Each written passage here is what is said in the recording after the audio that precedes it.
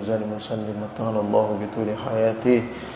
Mudah-mudahan beliau senantiasa diberikan kesehatan oleh Allah Subhanahu wa taala, tulil umur fi husnil amal, dikabulkan Allah Subhanahu wa taala segala hajat-hajatnya. Hingga berkhusus DKM Masjid Nurul Yakin, semoga diberikan semangat dalam menghidupkan Masjid Nurul Yakin kita insyaallah. Bapak Ibu sekalian yang dirahmati Allah Subhanahu wa taala, jadi seharusnya jadwalnya pesan Ustadz Fawaz kemarin sebelum berangkat, saya ngisi hari Senin, kamu ngisi antara Kamis atau Rabu Ustadz Hazik. Ternyata hari Selasa nggak ada Ustadz Hafid. Ya, jadi saya mundur ke hari Selasa. Saya kira Ustadz Hafid mau ngisi hari Rabu. Ustadz Hafid nggak ngisi juga hari Rabu. Ustadz Hazik yang ngisi. Ustadz Mundur nih harus ngisi ini. Nggak ada Ustadz Mundur tadi. Iya. Nanti kita ngisi waktu sampai waktu syukur insyaallah taala. Bapak Ibu sekalian yang dirahmati Allah, ada salah satu nama Allah Subhanahu wa taala. Jadi seperti ini ya, mesti kita pahami. Allah Subhanahu wa taala berfirman dalam Al-Qur'an, "Wa ma khalaqtul jinna wal insa illa liya'budun." Tidaklah aku ciptakan jin dan manusia kecuali untuk menyembah kepadaku. Illa liya'budu di sini, illa liya'budu kecuali untuk menyembah kepadaku, beribadah kepadaku. Ini ditafsirkan oleh beberapa ulama ahli tafsir. Ya, mayoritas menafsirkan dengan makna beribadah dengan berbagai jenis ibadah. Berbagai jenis, berbagai macam ibadah. Baik itu dalam kategori ibadah mahdhah. Ibadah mahdhah itu artinya ibadah yang memang diberikan tuntunannya, caranya. Ataupun ibadah ghairu mahdhah. Ibadah yang caranya tidak diberitahu, tapi Allah beritahukan kalau seperti ini perbuatan baik, begini perbuatan baik, begini perbuatan baik. Seperti misalnya, tolong menolonglah engkau dalam kebaikan. Kebaikan banyak macamnya. Bagaimana cara menolongnya terserah, yang penting tolong pokoknya gitu. Ini namanya ibadah ghairu mahdhah. Ya. Apakah itu berupa ibadah? Itu ibadah namanya. Ya. Baik itu ibadah yang secara zahir bersifat duniawi tapi dengan niat yang bagus sehingga itu jadi ibadah. Kayak kita kerja dari pagi sampai sore cari rezeki halal, niatnya mencari rezeki halal untuk anak istri kita, itu jadi ibadah. Nah, Al-Imam Mujahid dalam kitab Tafsir As-Sa'di, beliau menafsirkan ya, illa liya'budu illa liya'rifun, kecuali untuk mengenalku ya. Kecuali untuk mengenalku, mengenal aku. Kemudian beliau mengomentari, hadza ahsanu tafsir. Ini adalah penafsiran yang lebih baik. Ya. Yang langsung to the point kepada esensi tujuan utama ibadah itu. Ya. Artinya, ngapain kita ini beribadah, sholat, puasa, haji, berbuat baik kalau pada hakikatnya kita tidak bisa mengenal Allah. Kalau kita sendiri tidak mengenal siapa yang kita sembah. Ditanya, siapa Tuhanmu? Ya Allah. Allah itu seperti apa? Ya Allah Tuhan kita yang menciptakan alam semesta ini. Apakah sebatas itu saja kita mengenal Allah? Sedangkan Allah secara tidak langsung memperkenalkan dirinya melalui nama-namanya yang mulia. Allah itu Al-Hafidh, Allah itu Ar-Rahman, Allah itu Ar-Rahim, Al-Malik, Al-Qudus, dan seterusnya. Seakan-akan Allah Subhanahu wa taala memperkenalkan dirinya kepada kita melalui nama-namanya yang mulia. Tujuannya apa? Tujuannya apa? Ya. Tujuannya agar kita ini sadar dalam segala urusan, dalam segala hal kita kembali kepada Allah. Secara logika gini. Ya. Kita kalau handphone rusak, dibawanya kemana? Tukang servis handphone, ya nggak? Kalau motor rusak dibawa kemana? Tukang bengkel motor. Kalau mobil rusak kemana? Montir khusus bengkel mobil. Nggak mungkin HP rusak dibawa bengkel mobil, ya nggak? Kenapa? Karena kita tahu porsinya, ahlinya masing-masing, kan begitu kan? Nah, dalam kehidupan dunia ini banyak sekali permasalahan dalam hidup kita. Kemana kita akan membawa permasalahan itu?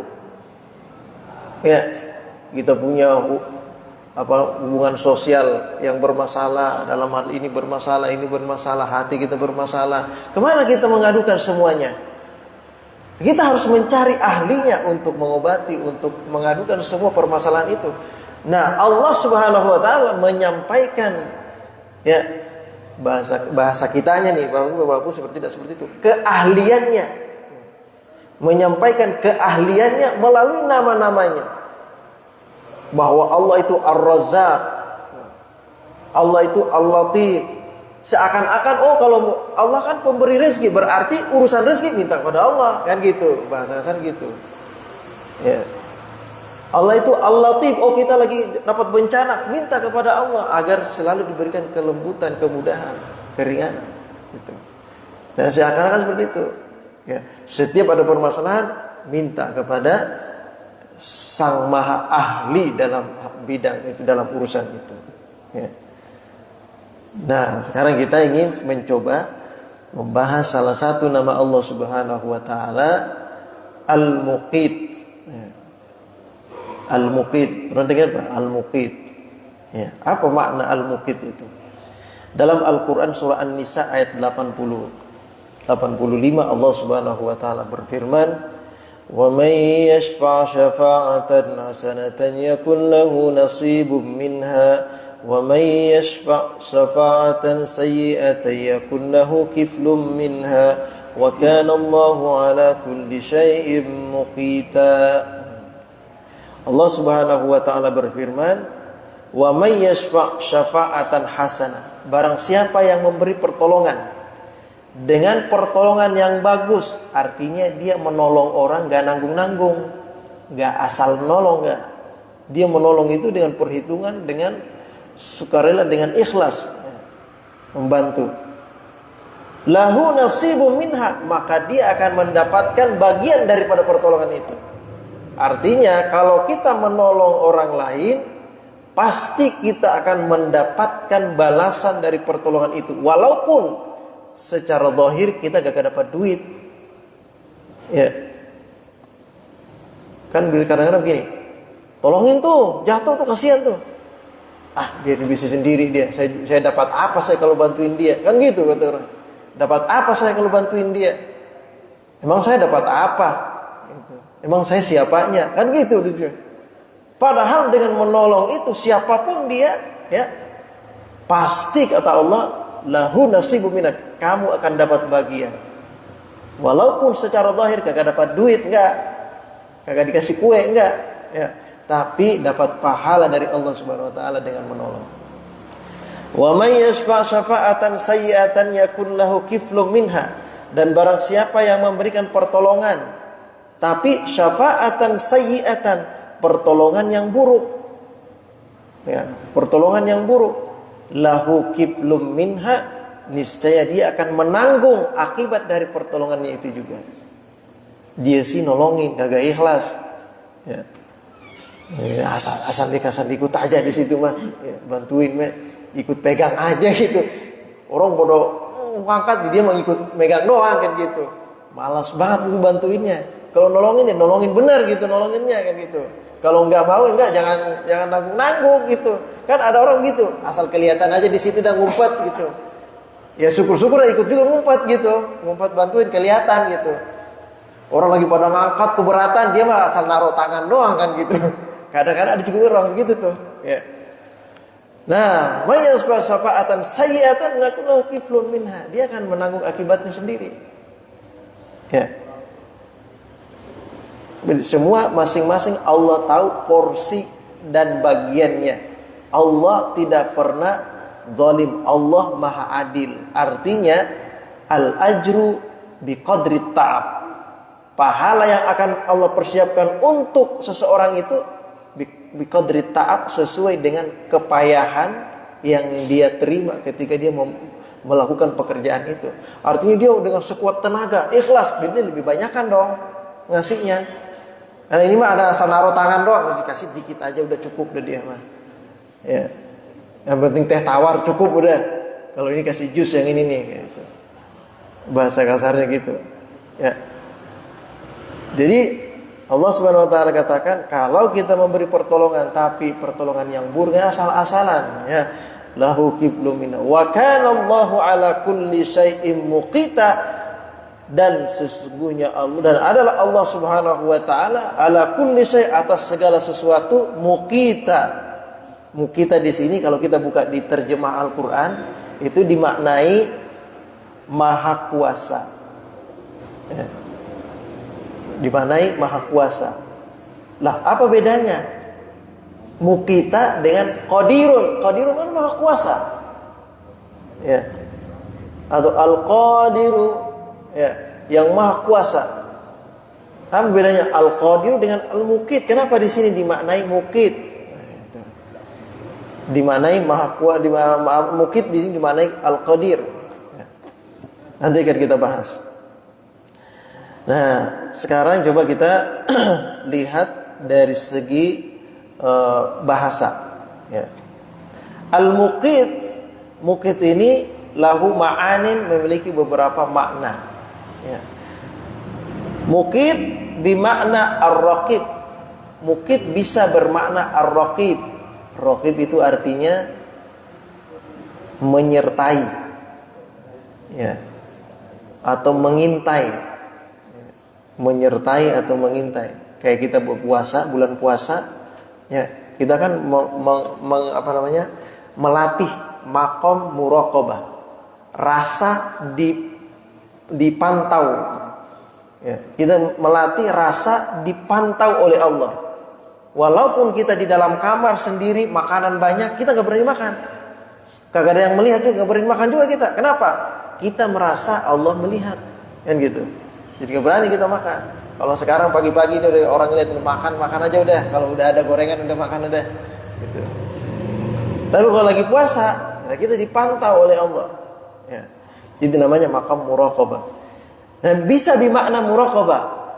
Al-muqit bisa bermakna muraqabah. Awil hafidh atau al-hafidh, atau bermakna maha menjaga.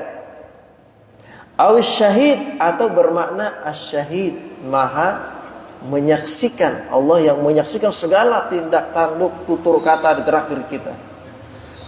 Awil qadir, atau makna maha kuasa. Nah, ini yang diambil sebagian mufassir dalam menerjemahkan Al-Quran. Al-muqit dimaknainya maha kuasa di sini. Ya. Tapi ya, ini juga bisa bermakna dalam makna lain, mu'til quta. Ya, mu'til quta itu artinya yang memberi makan. Yang memberi makan. Makanan di sini al-qut. Al-qut itu makanan pokok. Allah yang memberi makanan pokok kepada hambanya. Ya, al-muqit. Wa huwa ma yuqtatu bihil mar'u liyahfadha nafsahu, yaitu makanan yang dimakan oleh al-mar'u, seseorang, dalam rangka menjaga dirinya, melangsungkan kehidupannya. Jadi dikasih makanan pokok. Jadi ja'ilul qut wa musilha ilal abdan, Allah yang menciptakan makanan pokok dan menyampaikan makanan pokok itu kepada hamba, kepada semua makhluknya, dengan segala bentuk dan segala jenis dan segala macam-macam makhluk Allah Subhanahu wa taala. Ya. Fahuwa bimakna al-wahhabur razzaq. Dalam hal ini Allah bermakna, al-muqit itu bermakna al-wahhab, yang maha memberi, ar-razzaq, memberikan rezeki, ya, yang berupa makanan pokok. Ya, rezeki yang Allah berikan ini macam-macam. Ya. Ada rezeki zahir, bukan pernah kita bahas ya. Ada rezeki zahir, ada rezeki batin. Rezeki yang zahir, yang tampak di hadapan kita, yang kita lihat, mungkin itu berupa harta, ya, mungkin itu berupa kemewahan dunia dan lain sebagainya, atau yang batin, kesehatan, ya, pangkat, jabatan, ya, tidak terlihat tetapi itu bernilai, gitu. Ya. Nah ini Allah Subhanahu Wa Taala bermakna Al-Wahhab Ar-Razzaq. Al-Muqit di sini bermakna Al-Wahhab Ar-Razzaq. Ya ini Allah yang Maha memberi rezeki yang berupa makanan pokok. Allah Subhanahu wa taala berfirman dalam Al-Qur'an terkait dengan hal ini, ya. Dalam surah Fussilat ayat 10 Allah berfirman, wa baraka fiha, dari awal ayatnya, wa ja'ala fiha rawasiya min fawqiha wa baraka fiha wa qaddara fiha aqwataha fi arba'ati ayyam sawa'an lis-sa'ilin. Allah berfirman, Allah Subhanahu wa taala ja'ala fiha rawasiya. Allah ciptakan pada bumi ini gunung-gunung. Ya. Allah ciptakan gunung-gunung yang kokoh di atasnya sebagai pasak bumi, agar bumi ini bisa stabil, dikasih gunung. Ya. Wa baraka fiha wa qaddara fiha, dan Allah Subhanahu wa taala memberikan keberkahan serta makanan-makanan yang cukup bagi penghuni bumi ini. Untuk penghuni bumi ini, aqwataha di sini makanan pokok yang cukup untuk penghuni bumi ini, ya. Fi arba'ati ayyam, pada 4 masa. Sawa'an lis-sa'ilin, cukup untuk kebutuhan mereka dan keperluan mereka. Nah, saya garis bawahi di sini, ya, wa ja'ala aqwataha. Allah ciptakan apa itu? Aqwataha, makanan pokok. Nah, kalau Allah menciptakan makanan itu namanya al-muqit, diambil dari kata qut. Ya, qut itu artinya makanan pokok. Ya. Kenapa disinggung di sini para ulama memaknai al-muqit dengan maha memberi makanan pokok? Karena kita ini manusia, khusus manusia aja dulu nih. Dari berbagai macam ras dan suku, berbagai macam negeri, berbeda-beda makanan pokoknya. Orang Arab makan roti, Indonesia makan nasi. Orang Indonesia ke Arab dikasih roti, pagi makan pagi, siang sore, ditanya, udah makan belum? Belum. Ini kita makan roti mulu nih dari siang dari pagi ini. Orang Arab dibawa ke Indonesia, dikasih nasi, ditanya, udah makan belum? Belum. Ini kasih nasi mulu, ini roti belum ada dari tadi ini, gitu. Kenapa? Makanan pokoknya roti. Yang ini makan pokoknya nasi. Ya. Kambing makan pokoknya apa? Kambing makan pokoknya rumput. Nah, rumput dia makanan pokoknya. Walaupun sebagian daerah makanan pokoknya apa? Lumut-lumut. Di Arab itu kan dia jilat-jilatin lumut sebagian. Kadang-kadang makan kardus makan juga dia. Jadi bukan makan pokok tapi dia buat dia. Ada juga sebagian kambing makanan pokoknya apa? Ampas tahu. Nah, misalnya kambing etawa dan sebagian dikasihnya ampas tahu. Tapi harus ada rumputnya juga. Emang udah makanan pokoknya itu dia rumput. Sapi makan pokoknya rumput.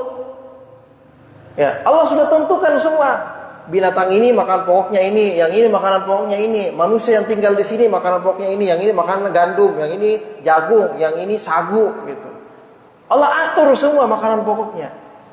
Berbeda-beda. Coba kalau makanan pokoknya semua nasi, kedapatan kita. Ya, sapi makanan pokoknya nasi. Sebakul juga gak cukup dia. Ya. Cuma Allah atur, sapi makan pokoknya rumput kamu. Ya. Manusia nasi, bagian. Biar kebagian adil, gitu. Ya Allah atur itu semua. Inilah al-muqit. Allah Subhanahu wa taala yang maha menciptakan, mengatur makanan pokok untuk semua makhluknya, baik itu manusia, binatang, hewan dan tumbuh-tumbuhan, semuanya dapat porsinya masing-masing. Wa musiluha, dan Allah yang menyampaikan makanan pokok itu kepada hambanya. Ingat, ya, bil asbab, sebagian dengan asbab yang lazim, artinya dengan asbab yang dengan sunnatullah, dengan dia berusaha Allah beri dia rezeki. Walaupun kadang Allah memberikan makanan pokok itu, makanan atau rezeki itu kepada hambanya bi ghairi lazim, bukan pada lazimnya. Ya. Kita kan kudu kerja dulu. Kita misalnya, Allah kan maha memberi makanan pokok. Saya tidur-tidur aja udah di kamar. Insya Allah ntar datang sendiri berasnya, nasinya ntar datang sendiri. Sampai sore, sampai malam gak datang-datang nasinya. Kenapa? Udah di kamar mulu, gak perlu kerja. Gak kelihatan, kata orang udah gak ada orang kali. Tadi udah mau ngasih nasi, tapi pintu ditutup. Dia tidur aja di dalam kamar. Kata dia, emang kalau rezeki saya mah pasti datang sendiri. Gak datang itu nasi. Ya.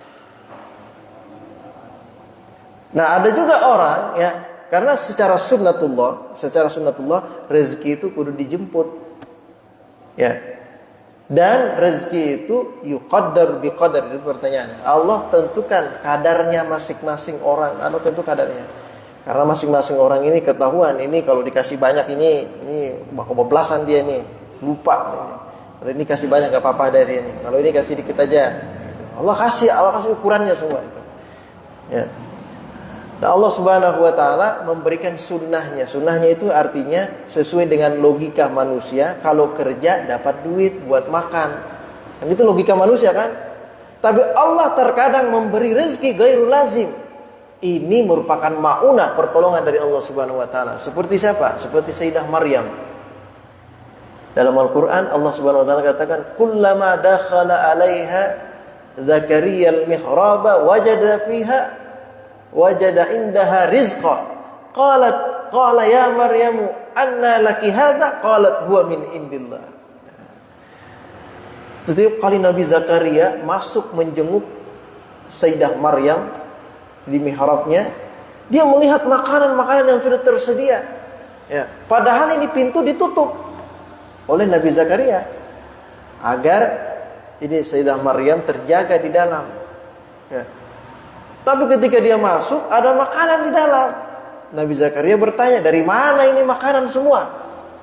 Kata Sayyidah Maryam, ya, ini rezeki dari Allah Subhanahu wa taala. Gak pakai usaha, datang itu makanan. Ya. Nah ini namanya rezeki yang memang Allah berikan ghairul lazim. Tidak, ini merupakan ma'unah, pertolongan hanya sebagian hamba-hamba Allah, tidak semuanya. Kalau kita mau pada makam seperti itu, ntar dia datang sendiri gitu, kayak Sayyidah Maryam, ente siapa? Udah berapa ibadahnya?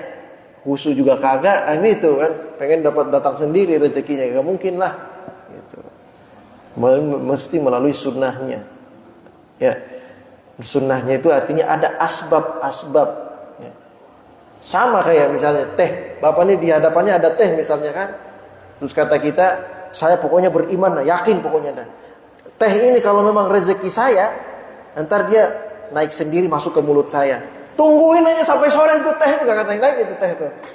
Sunnahnya diambil, diminum, baru dia masuk ke dalam itu tehnya.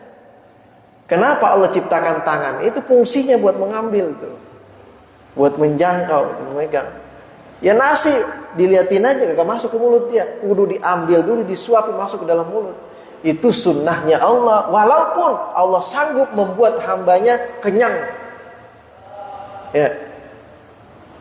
Tapi itu hanya merupakan pertolongan dari Allah untuk sebagian hamba-hambanya, kekasihnya.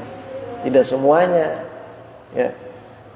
Nah ini tadi kembali. Jadi Allah Subhanahu wa ta'ala al-Muqit artinya Allah maha memberi rezeki yang berbentuk makanan pokok. Untuk apa? Melangsungkan kehidupan hambanya. Nah sekarang, kalau kita yakin Allah Subhanahu wa ta'ala maha memberi seperti itu, apa faedahnya? Ma huwa samaratul iman billahi al-Muqit. Apa buah dari iman kepada Allah al-Muqit? Yang pertama, al-yaqin wa tuma'nina. Munculnya rasa yakin dalam diri kita, wa tuma'nina, dan juga tentram, tenang hati kita ini. Kenapa? Yuzilul qalqa minal qalbi. Menghilangkan keraguan dalam diri kita bahwa orang mukmin itu dhaminahullahu lahu ar-rizq. Allah sudah jamin rezekinya, tinggal dijemput. Yang penting gerak aja. Usaha aja, apa aja usahanya, ada rezeki pasti insya Allah. Al-harokah barokah. Yang mau gerak dapat rezeki, yang kagak mau gerak kagak dapat barokah. Barokah itu tambahan rezeki. Ya. Maka kata orang dulu, ya, kata orang Bugis ini, ya, saya lupa juga, joka-joka, ya, joka-joka, harus joka-joka itu artinya kita harus keluar dari rumah. Kalau mau dapat rezeki ya harus keluar dari rumah, gitu. Mau caranya seperti apa, pokoknya keluar dulu dari rumah. Atau artinya aktif dulu pokoknya deh, gerak dulu, usaha dulu, pasti dapat rezeki. Kalau sekarang mungkin tidak keluar rumah, tetapi aktif di handphone, jualannya di handphone dia. Gak keluar rumah tapi di handphone, aktif tapi dapat juga rezeki. Asal jangan diem aja dah. Pokoknya gitu. Ya, kalau diem aja, Ustadz, ini saya udah lama banget ini kayaknya rezeki seret ini, padahal saya udah lama berdoa, udah rajin ibadah. Ente usaha nggak? Ente usahanya apa? Ikhtiarnya apa gitu? Enggak sih, yang penting doa aja. Bahkan kan dalam Al-Quran, wa may yattaqillaha yaj'al lahu makna. Nah, itu salah makna itu dia. Ya, salah makna itu berarti.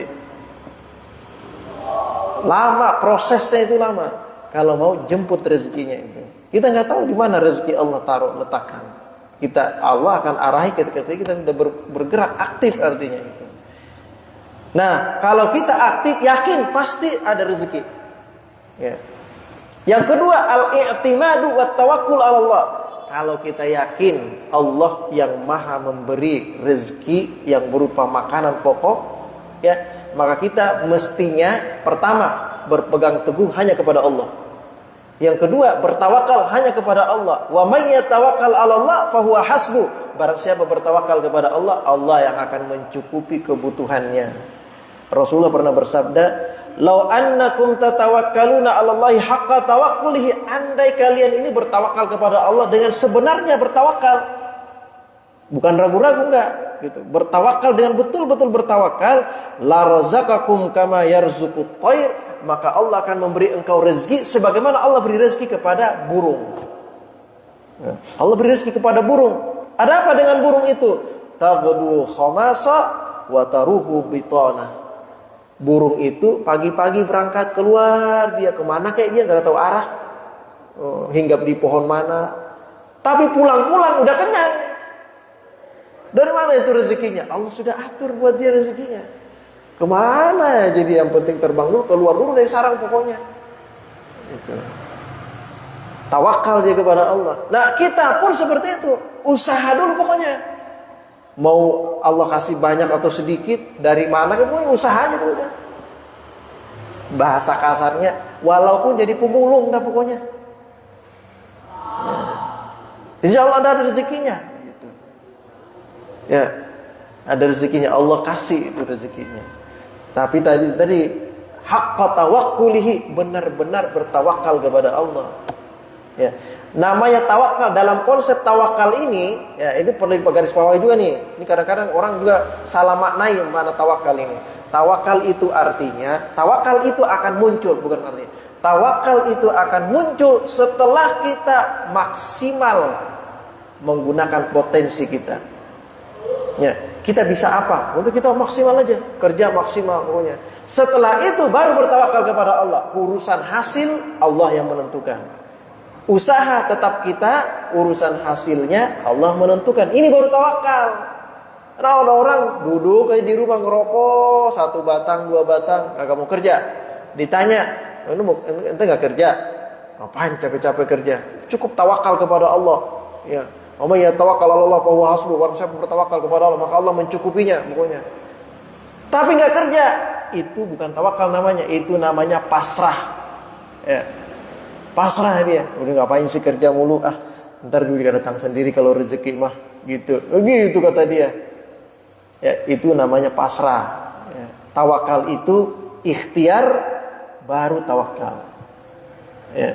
Ikhtiar dulu semaksimal mungkin, sesuai dengan kemampuan kita tanpa harus memaksakan diri. Urusan hasilnya Allah yang menentukan. Itu baru tawakal. Ya. Ini kadang-kadang manain tawakal pasrah. Bukan pasrah tawakal itu. Ya. Tawakal itu disertai ikhtiar. Ya, jadi itu tadi ya. Iktimatnya tawakalnya hanya kepada Allah Subhanahu wa taala. Yang terakhir, ya.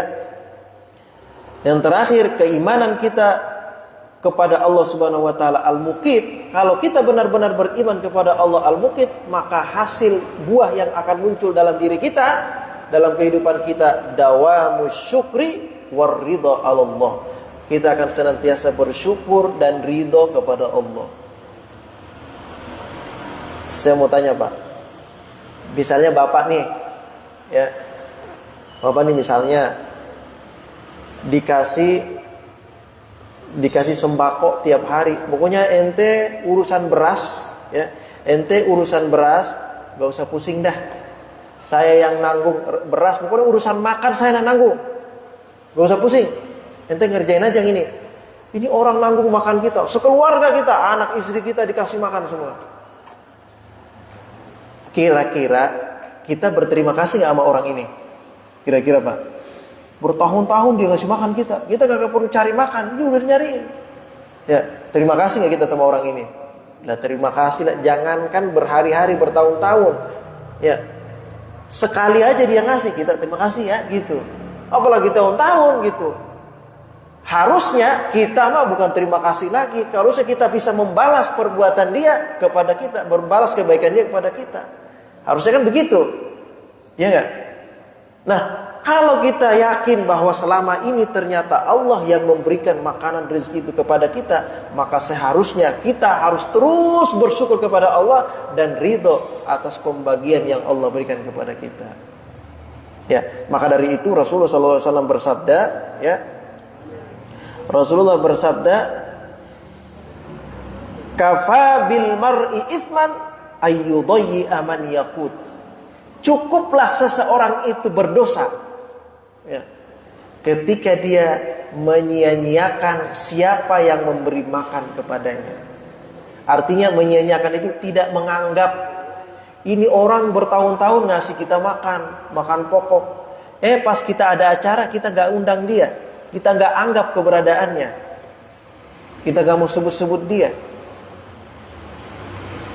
Kan bahasa kasarnya, ente tega amat sih. Bahasa gitu kan, tega amat sih ente. Udah dikasih makan, udah ini gak mau nyebut, gak mau ngundang. Oh, kalau bahasa sekarang parah banget nih kan. Udah dikasih makan, udah dikasih segala, udah nggak mau ngundang juga gitu. Ya, tega amat gitu. Maka dari itu Rasulullah katakan, "Kafa bil mar'i isman." Cukuplah dia ini aja sudah cukup dosanya gitu. Gak usah bikin dosa yang lain. Ini aja udah kebangetan banget udah dosanya nih. Ketika apa? Ketika kita tidak menganggap siapa yang memberi rezeki itu kepada kita. Sekarang pertanyaannya, siapa yang memberi rezeki kepada kita? Ya Allah yang memberi rezeki kepada kita. Kan gitu. Kalau begitu, maka kebangetan kalau kita tidak bersyukur kepada Allah Subhanahu wa taala atas rezeki yang Allah berikan kepada kita. Bahasa kasarnya gitu dah. Ente tega amat sih, ente kebangetan banget sih. Udah dikasih juga tiap hari, mata bisa melihat, tangan bisa bergerak, kaki bisa bergerak, apa semua anggota tubuh kita berfungsi dengan baik tanpa kita bayar, ya. Ente tega amat sih gak terima kasih pada Allah. Bahasa kasarnya begitu. Ya. Kafa bil mar'i isman ayyudayyi man yaqut. Nah, sampai di sini barangkali ada pertanyaan, silakan. Ya. Jelas kira-kira Pak ya? Ya. Waalaikumsalam warahmatullahi wabarakatuh. Ya. Tawakal itu setelah ya. Ya. Kan kita itu harus akan mulai ikhtiar, kita berdoa dengan bismillah tawakal itu Allah. Ya. Kita ucapkan doa itu kan di awal sebenarnya, bukan di akhir kan. Yang kedua kita syukur dan ridho atas apa yang diberikan kita. Zaman saya kecil itu kalau kita mau belajar itu biasa doa Robi Tubillahi Robba. Begitu doanya di awal itu, maka dari akhir. Ya. Secara realita yang kita lihat ya, secara realita yang kita lihat, kadang kita nih Kayaknya sih berdoa dulu baru usaha dah. Kadang-kadang kita kan sering berdoa. Kayak buktinya kadang-kadang kalau kita keluar misalnya nih ya, Bismillahi tawakkaltu 'ala Allah. Artinya bismillah, artinya ada doa dulu baru tawakal kepada Allah. Ya. Ini sebenarnya pelajaran yang penting, ya. Kenapa Rasulullah mengatakan seperti ini? Ya. Ketika seseorang itu keluar dari rumahnya untuk berusaha, kerja, musafir dan sebagainya, dia baca Bismillahi tawakkaltu 'ala Allah, la haula wala quwata illa billah. Kata Allah, wukita wa hufizta, ya. Allah jaga dia. Kata malaikat, dijaga orang ini kalau dia baca itu. Kita ambil poin itu. Artinya kan bukannya berdoa dulu baru usaha. Ya, nanti setelah usaha itu baru tawakal gitu. Doa dulu baru tawakal, nanti usaha. Nah, sebenarnya apa sih maksudnya doa itu? Sebenarnya begini ya. Doa itu kenapa dikatakan bismillahi tawakkaltu 'ala Allah? Artinya sebelum kita memulai usaha, pertama tanamkan dulu dalam jiwa kita ini keyakinan kepada Allah dan niat yang bagus hanya kepada Allah. Itu maksudnya. Kenapa Rasulullah mengatakan kullu amrin dzibalin la yubda'u bi bismillah. Ya. Setiap usaha yang bagus apapun bismillah pokoknya dalam memulainya. Maksudnya apa? Maksudnya sebelum kita melakukan apa saja tanamkan niat yang bagus. Keyakinan yang kuat kepada Allah, baru tawakal, baru kita bekerja. Bekerja setelah itu berusaha, ya Allah berikan kemudahan gitu. Ya Allah berikan hasil yang baik setelah kita usaha dengan maksimal. Jadi sebenarnya Pak Agus itu bukan artinya doa dulu, enggak, tapi itu dalam rangka menanamkan ya keimanan dalam diri seseorang, menanamkan keimanan dulu, keyakinan yang kuat hanya kepada Allah baru berusaha. Gitu. Itu dalam rangka itu. Karena jangan sampai usaha dulu. Kerja, kemana tujuannya apa? Karena nggak jelas jadinya. Kerja dengan meraih keridhaan Allah, Bismillah, tawakkaltu 'ala Allah, artinya jelas jadinya, ada tujuan gitu. Ya. Jadi itu sebenarnya dalam rangka penanaman itu tadi. Ya. Jadi tetap kerja, doa. Gitu. Diawali dengan niat. Itu jadi gini, urutannya niat yang bagus karena Allah, menggapai keridhaan Allah. Sehingga kita dalam berusaha itu raditu billahi robba gitu. Apapun yang merupakan hasil dari usaha kita ini sedikit banyaknya kita tetap ridho, nggak ngeluh.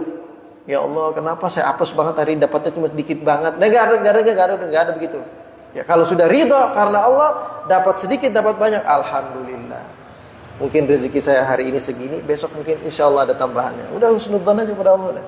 Gitu. Kurang lebih seperti itu mungkin ya Pak. Ya. Ada pertanyaan lagi? Doa, ya, usaha, iman, tawakal. Nah, itu kuncinya tuh dari pakai usaha, iman, tawakal. Ya. Alhamdulillah tambahan ya. Ada pertanyaan lagi cukup? Ya Pak Bang Alek. Waalaikumsalam.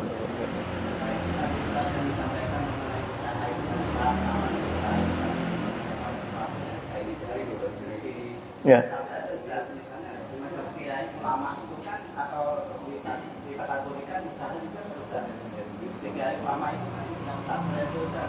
Ya.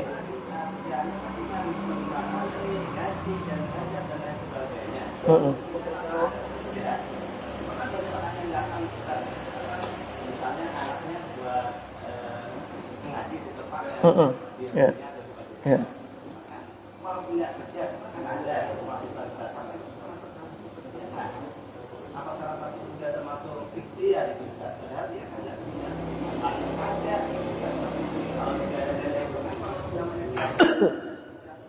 Ya, paham. Iya. Ya. Ya ini. Jadi pertanyaannya begini. Ya. Apakah menjadi kiai, menjadi ustadz itu profesi? Ya. Kalau menjadi kiai, menjadi ustadz itu kita jadikan sebagai profesi, ya udah gajinya atau pahalanya sudah jadi gaji itu. Ya. Pahalanya udah jadi gaji gitu. Harusnya kan menyebarkan ilmu, manfaatnya menyebarkan ilmu, ini kan ilmu sesuatu yang mulia. Ketika kita sampaikan, kita sebarkan dalam agama ini dalam rangka membantu agama Allah. Dalam rangka membantu agama Allah. Orang tidak mungkin paham begitu kalau tanpa ada penjelasan. Nah, dalam Al-Quran dikatakan harus ada di antara kalian ini man yatafaqahu fid din, orang yang benar-benar mendalami agama agar dia bisa menyampaikan ilmu itu kepada orang yang tidak tahu gitu. Karena tidak semua orang punya kemampuan itu. Nah, ketika seseorang ini sudah menghasilkan ilmu dengan usahanya mengkaji ilmu, lalu dia kemudian dipercaya untuk mengajar, menyampaikan ilmu, kalau dia niatnya dari awal karena memang kepengen jadi ustadz biar gajinya banyak, dapat duit banyak, maka pahalanya maka usaha dia menyampaikan ilmu itu yang seharusnya mendapat pahala, bukan dapat pahala tapi mendapat gaji, udah cukup itu. Nanti dia akan menuntut pahalanya di hadapan Allah. Kalau Allah katakan, kan niat kamu untuk menjadi ustadz dapat duit, sekarang saya udah kasih duit. Ya. Tapi kalau niat kamu untuk membantu agama Allah, saya katakan, intan surullah yansurukum wa yutsabbit aqdamakum. Kalau engkau membantu agama Allah, Allah akan menolongmu. Bagaimana pertolongan Allah? Itu urusan Allah. Pertolongan dari segi rezeki dan lain sebagainya itu urusan Allah. Ente cukup ikhlaskan niat. Ya. Kalau kita menyampaikan itu dengan niat, menyampaikan ilmu dengan niat ikhlas tulus karena Allah Subhanahu wa taala, ya.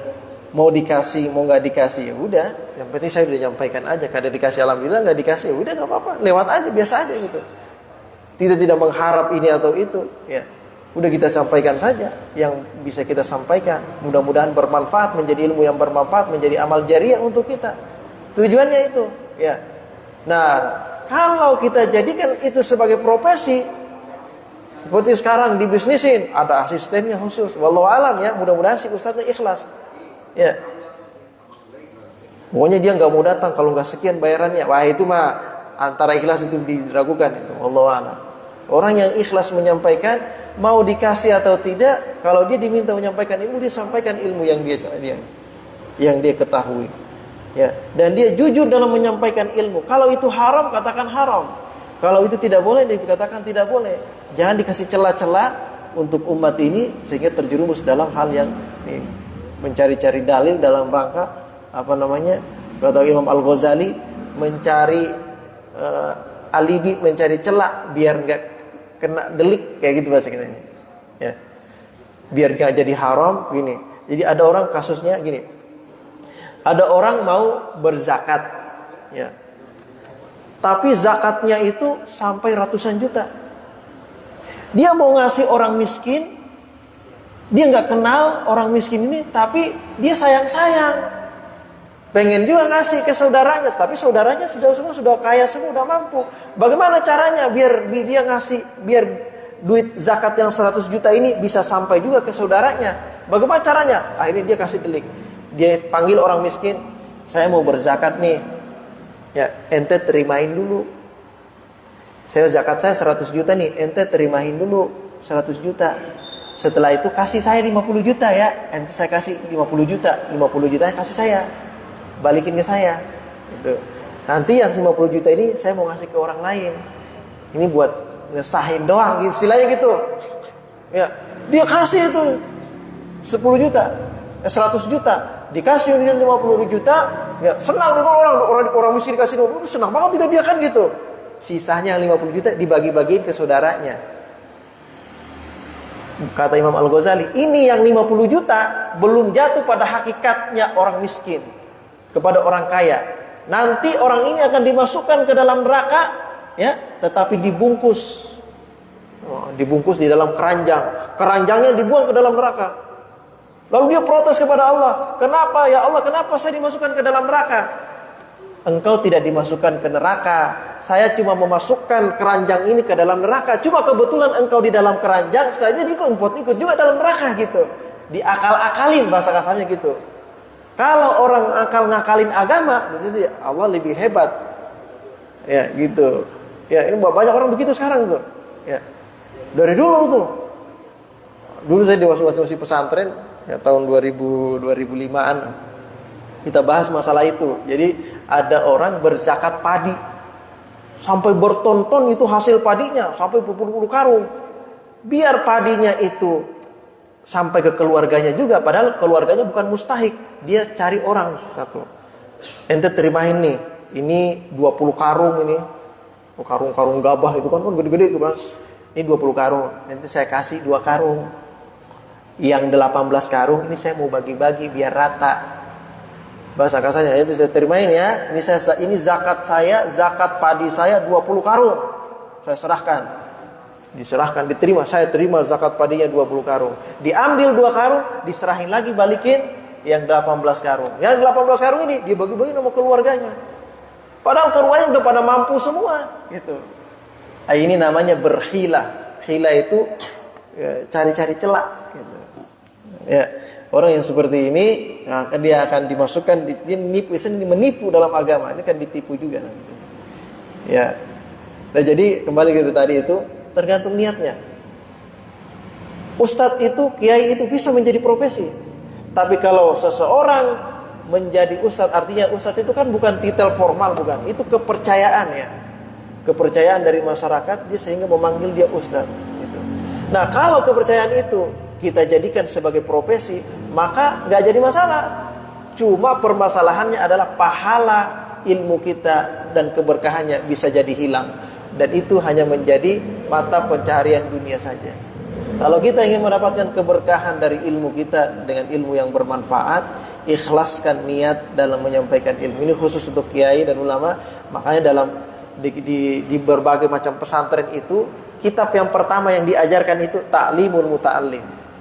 Ta'limul Muta'allim itu pelajaran ya bagi orang yang belajar untuk memperbaiki niatnya sejak dari awal dia belajar. Gitu. Ada pelajaran seperti itu. Ya kalau orang nggak pesantren, ya punya pintar ngomong doang gitu kan. Tadinya artis tiba-tiba jadi jadi ustadz gitu kan. Ya, yang penting pandai ceramah, bisa public speaking, udah jadi ustadz ya, jadi profesi jadinya kan gitu. Ya bisa jadi dia tidak bisa menata niatnya. Ya. Jadi itu tergantung niat. Ya kurang lebih seperti itu ya. Waalaikumsalam. Ya.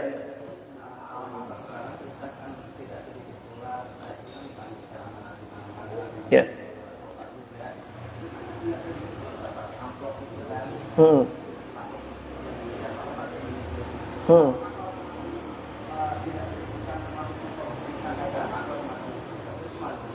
Termasuk apa?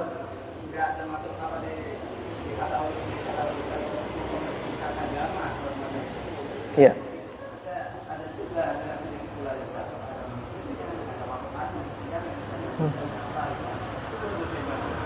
Ya. Nah itu tadi Pak Abang Alek. Kalau dia menjadikan ustadz ustadz atau kiai untuk dirinya itu sebagai profesi, itu bukan mengkomersilkan. Emang kerjaannya itu dia profesinya. Ya. Bisa jadi mungkin dia masuk dalam mengkomersilkan agama, mungkin bisa jadi. Wallahu a'lam. Ya. Tapi ingat bahwa orang yang menyampaikan ilmu hanya karena ingin mendapatkan harta benda dunia, khawatirlah bahwa itu bisa masuk dalam kategori ulama ussu yang disinggung oleh Imam Al-Ghazali. Ulama ussu itu artinya ulama yang menjual agama demi mendapatkan dunia. Ya. Yang menjual fatwa-fatwa demi mendapatkan dunia.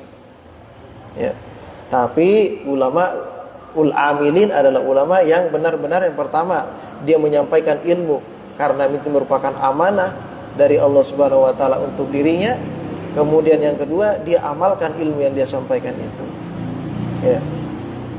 Ini beban. Ini sebenarnya kita dipercaya masyarakat sebagai ustadz atau kiai itu semua tanggung jawab yang sangat besar. Ya. Khawatir kita di hadapan Allah antaqulu ma la ta'malu, engkau menyampaikan sesuatu yang sebenarnya engkau sendiri enggak pernah kerjakan. Di sini untung Imam Al-Ghazali mengatakan begini, Jangan engkau ragu-ragu untuk menyampaikan kebenaran, walaupun engkau sendiri belum sanggup untuk mengerjakannya. Tetapi kalau itu kebenaran, sampaikan dan berniatlah untuk mengerjakannya di suatu saat nanti. Walaupun saat itu kita, karena begini, jangan berani-berani menyampaikan sesuatu kalau engkau sendiri gak ngamalin. Akhirnya kita gak nyampaikan kebenaran kalau begitu.